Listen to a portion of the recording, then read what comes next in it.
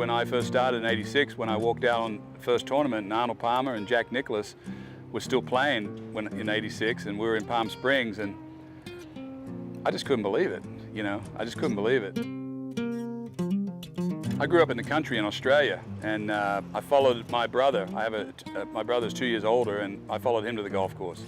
I was lucky enough to live in a little town in Australia that had a good course, but more importantly had a really good pro. And that pro used to come pick us up and take us out to golf. And once I got recognized as a good player, the University of Houston coach saw me play and went to 4 years at University of Houston, and we won 3 national championships while we were there. My roommate was Billy Ray Brown. He was a great player and works out here on the Champions Tour as a commentator now. And that's where I met my wife, and he met his wife, and everything that happened good came from golf. This is the 9 o'clock start time.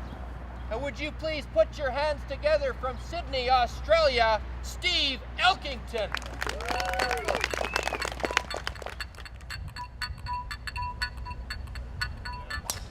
My favorite victory was the Australian Open in 1992. My grandmother came to see me play. She never watched me play live, and I won the Australian Open and gave her the trophy.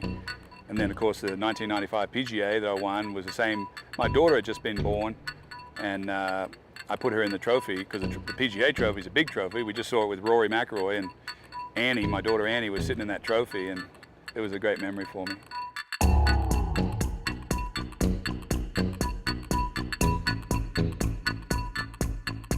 This is probably one of my favorite events to come to on the Champions Tour, and I'm not surprised of a big crowd in Calgary because I know Canadian people.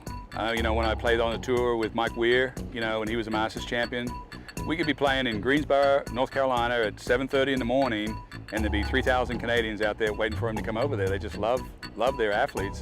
But this is a sort of a stretch of our career where, you know, it's one of the few things we can keep going, but it's a bit of a hit and giggle the first few days out here on the Pro-Am. We make sure all the guys have a great time, but when it comes to Sunday, everyone clicks back into what they've always done. At the end of the day, we're all trying to make a check, and it's on Sundays.